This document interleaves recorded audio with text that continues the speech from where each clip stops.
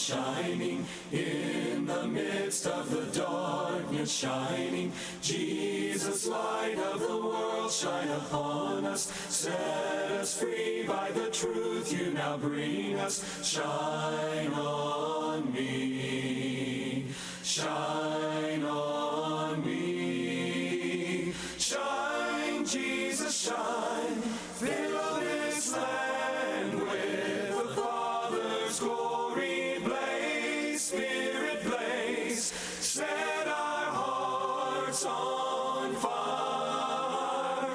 Flow, river, flow, flood the nations with grace and mercy. Send forth your word, Lord, and let there be light. Hello and welcome to Let the Bible Speak. My name is Alex Meredith. I'm the minister for the Marquette Church of Christ here in the Central UP. Thank you so much for joining me on the program today. I hope your Christmas went really well, and Happy New Year. I know that's coming up and it's very exciting. I can't believe it's already the end of 2023. Just when you start getting used to writing it down a certain way, then all of a sudden you got to learn something new, right? So went fast. But you know, this time of the new year is a time for reflecting on the past and also looking towards the future. And I think that's really what we're going to be doing in our lesson today. So I think it fits right in. Now, this concept for this lesson, I'll go ahead and tell you up front, is not entirely original to me. The details certainly are.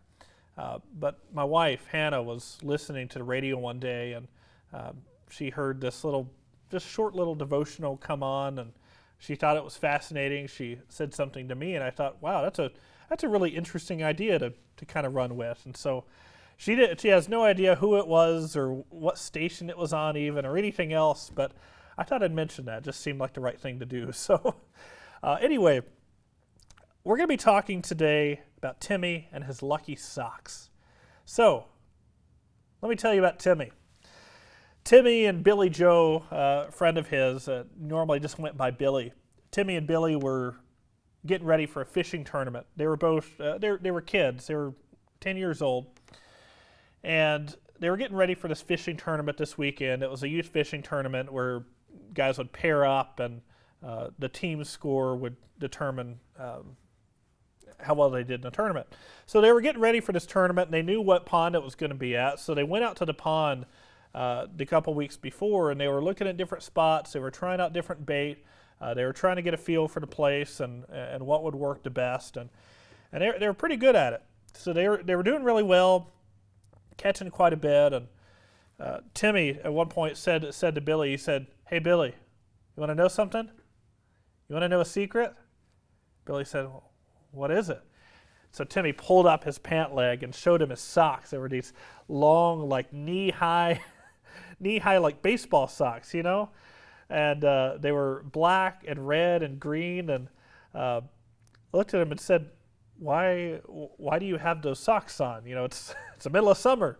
He said, "You remember back after the game last Saturday when we went out fishing and I got that big bass? I was wearing these socks, and I haven't taken them off." So he's been wearing these socks for days. And Billy said, "Don't you? It's Thursday, Timmy. What, you've been wearing these since that last Saturday?"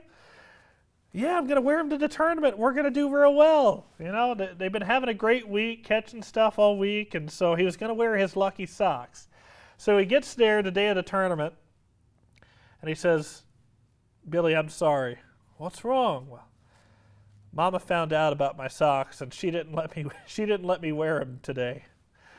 They had to be washed." So Timmy wasn't wearing his lucky socks, and Billy said, "It'll be all right. I'm not worried about it." So they compete in the tournament, and they do really, really well, and they actually win the tournament. So it all went perfect, you know, and Timmy said to Billy afterwards, "You know, I can't believe we won, and I wasn't even wearing my lucky socks." And Billy said, I wasn't worried." "Well, why not?" Pulled down the side of his pants and showed him, and he said, "I've been wearing this underwear for about a month. This is my lucky underwear."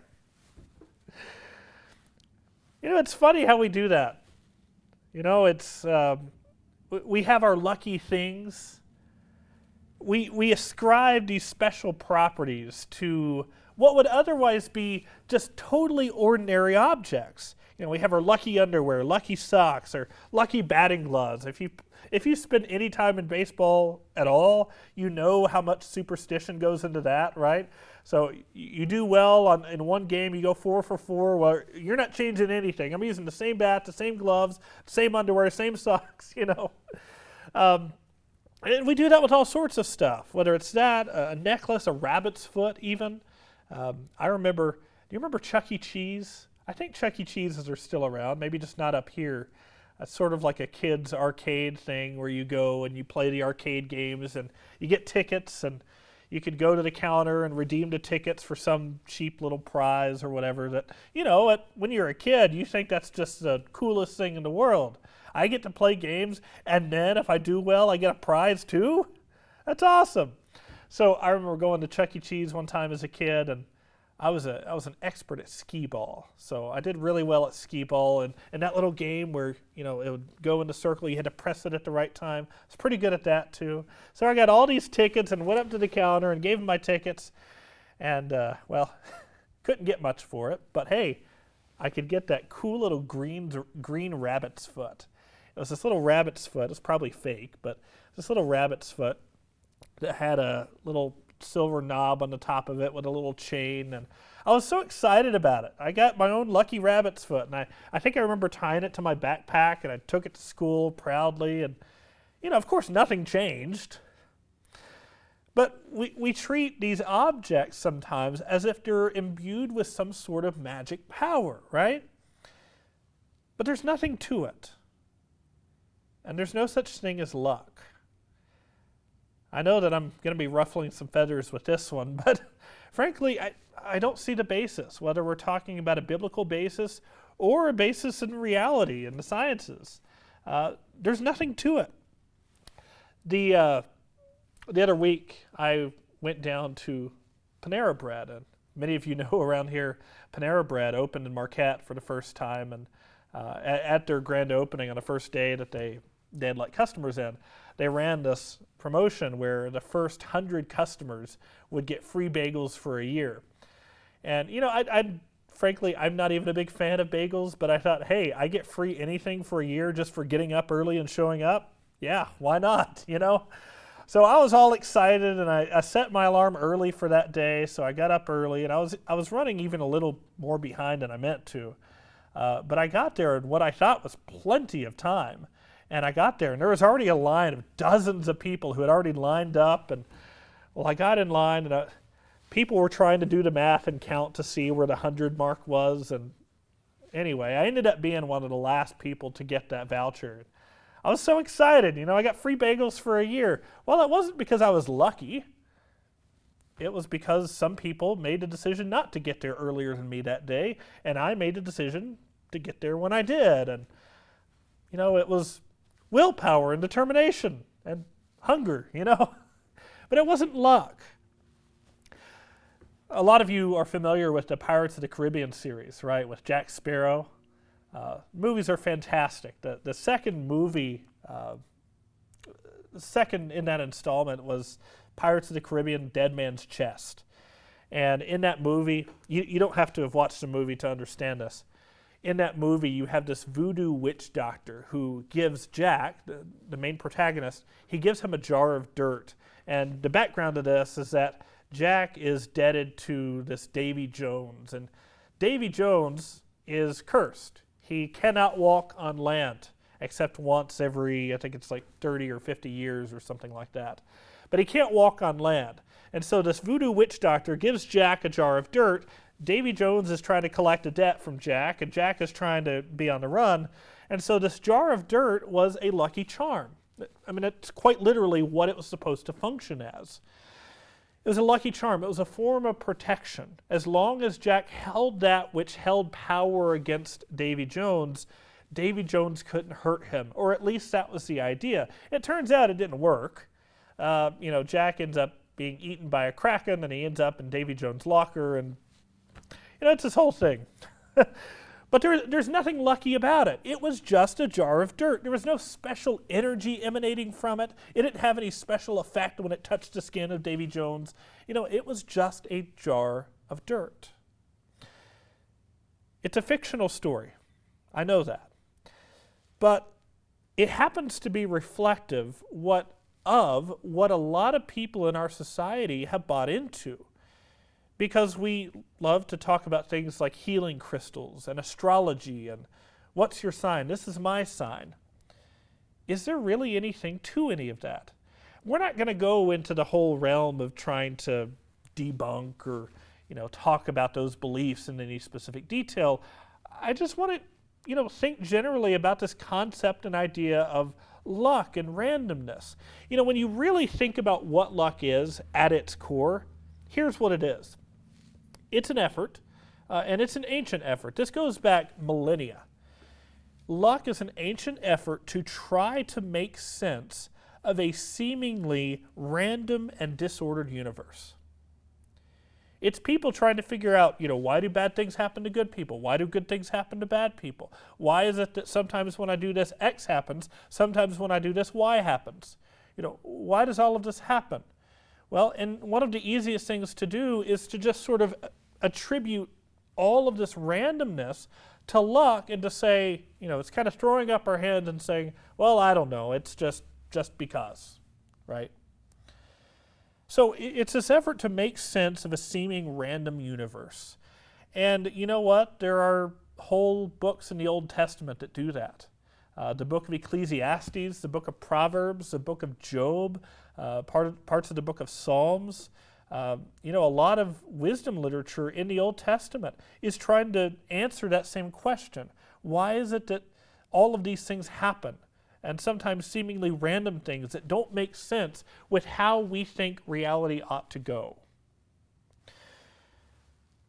Luck is often personified by a lot of cultures as some sort of deity. In Roman culture, it's personified by the goddess Fortuna. In Greek mythology, it's personified by Tiki or Tuki. A lot of times, luck is ascribed to certain objects, even based on their history and based on the folklore surrounding that object. You could say that that's true for things like the four-leaf clover, the rabbit foot, the wishbone even. And I don't think Christianity is immune to this. We have an artifact that's referred to as the Shroud of Turin. Maybe some of you are familiar with it. The Shroud of Turin is this piece of cloth, a rather large piece of cloth, that's now sitting in a display case in a museum somewhere. I can't remember where. But it's this piece of cloth that has this imprint of this man's face on it. Many people believe this is the face of Jesus, and a lot of people believe that this is actually the burial cloth that Jesus was wrapped in that was left cast away to the side when he rose from the dead. Now, as far as I know, we don't really have much of any historical evidence one way or another prior to something like the 12th century. We don't really know exactly where this came from. I don't know. I mean, for all I know, it could be, but who knows? But there's some funny conversation that goes on about the Shroud of Turin. It's almost as if people treat it like, we wouldn't use the word lucky. We might use the word blessed, but essentially we mean the same kind of thing. If you were to be able to touch the Shroud of Turin, then maybe the rest of your day would go really well. Maybe the rest of your month or the rest of your year or maybe the rest of your life would go really well because you've come into contact with this lucky energy of this object or something of the sort, So, we're not immune to that same kind of thinking. When it comes down to it, luck is this belief that personal experience is either the result of just pure absolute chance and coincidence, or it's the result of some mysterious, indiscriminate force that we can't really pinpoint, but that just sort of hands out blessings and curses just totally indiscriminately, totally regardless of how you live your life. That's not what Christians believe, is it? Do Christians believe that life is just totally the series of totally random events that serve no purpose, rhyme, or reason at all? Do they believe that it's just, maybe there's something behind it, but we can't really tell what it is? Doesn't sound like Christianity. I think there's a passage that tells us a lot about this kind of thing. We're going to go to 1 Samuel chapter 4, starting in verse 1. 1 Samuel chapter 4, starting in verse 1. Before we read, here's what's going on in this passage. The nation of Israel is at war with a nation called Philistia. Nation of Philistia was on the southwestern corner of the land of Canaan, and so the Israelites are at war with them, and they're losing quite badly.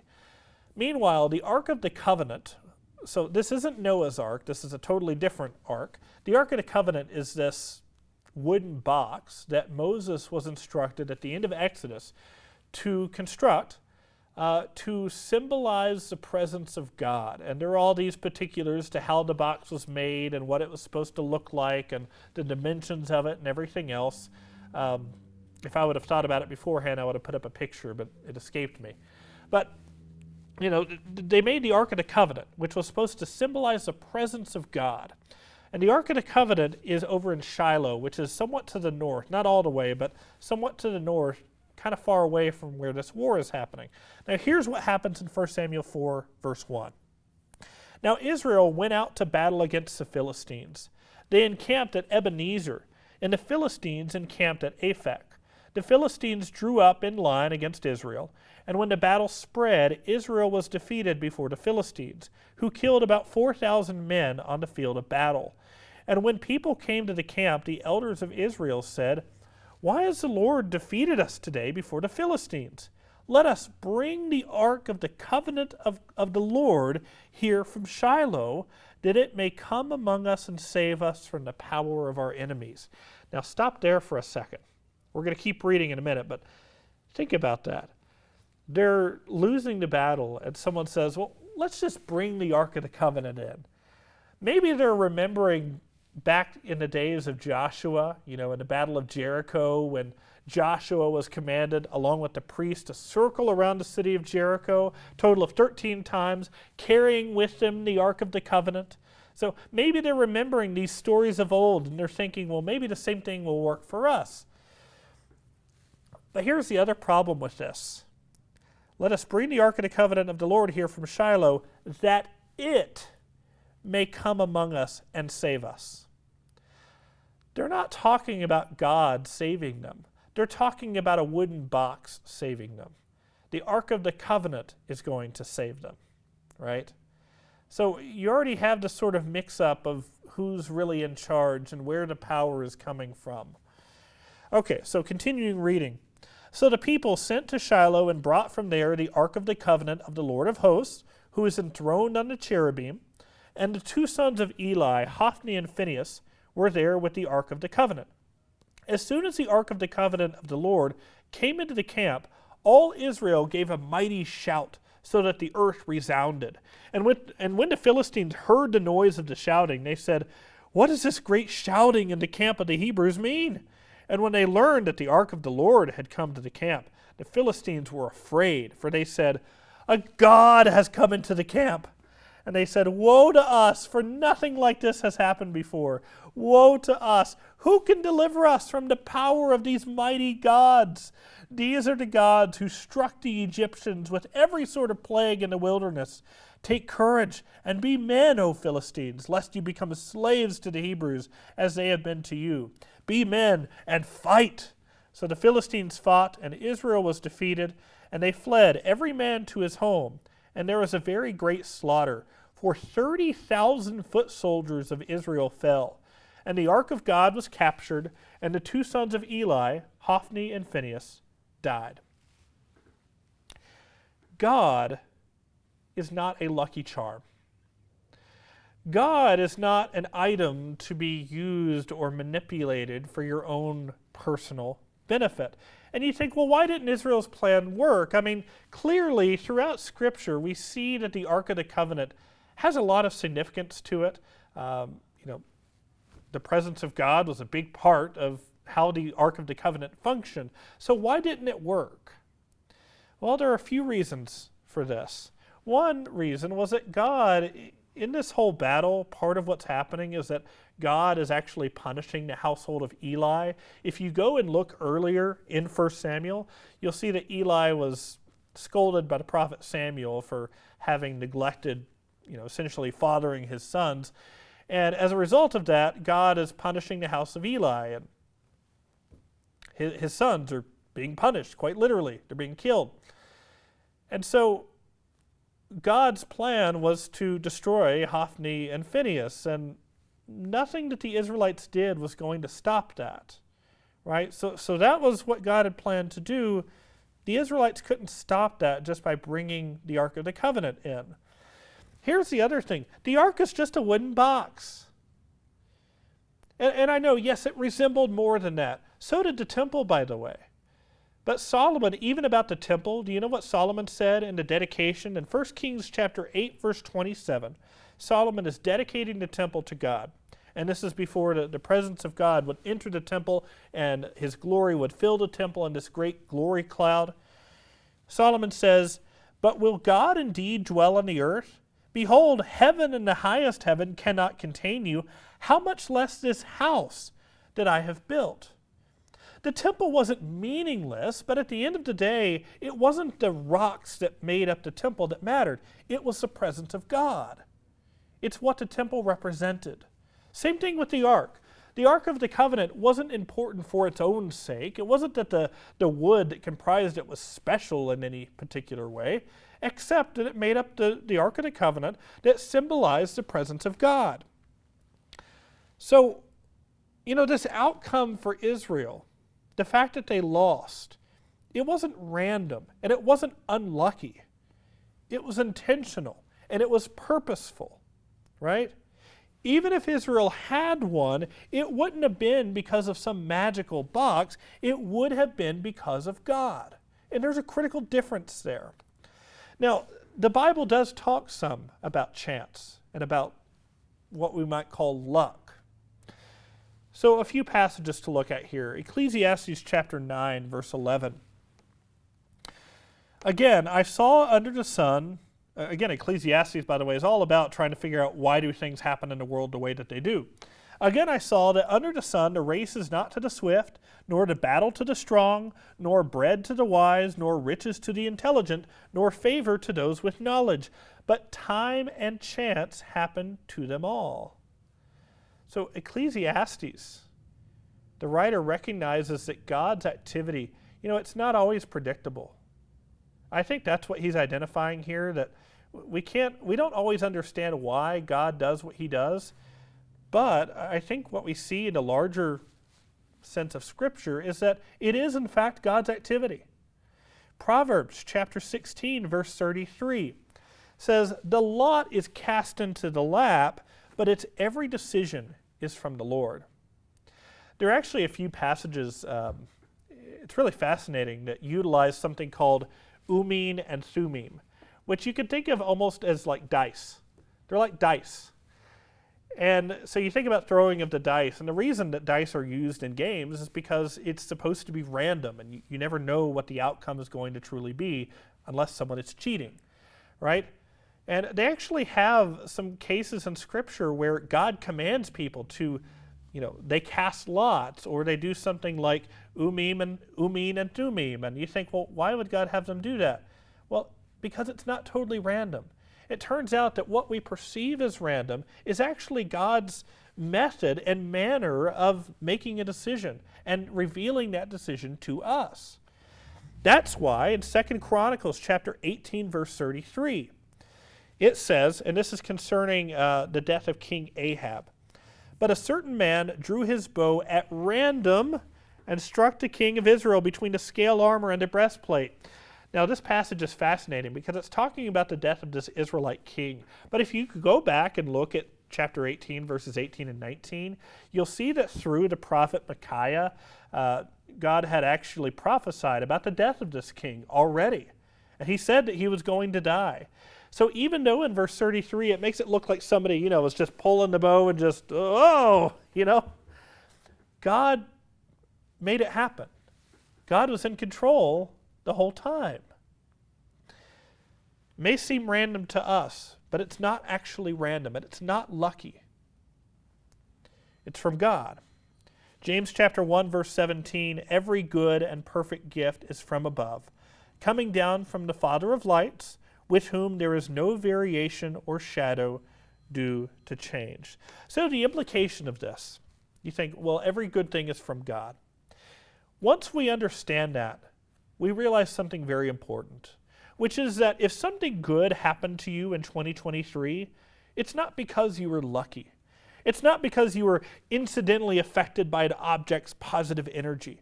You didn't stumble across that job offer by pure coincidence. You were blessed by God.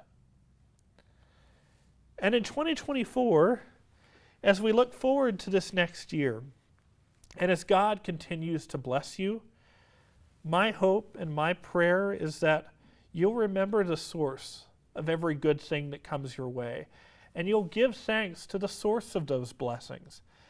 We're not going to say, oh yeah, I worked hard enough and I achieved this, I earned this. We're not going to attribute it to somebody else. We're not going to say that this other thing or that it was just total coincidence. We're going to recognize and realize God has blessed me. God has blessed you, and He has done so extraordinarily. He makes our cup overflow. Hosea chapter 2. I want to read this to you.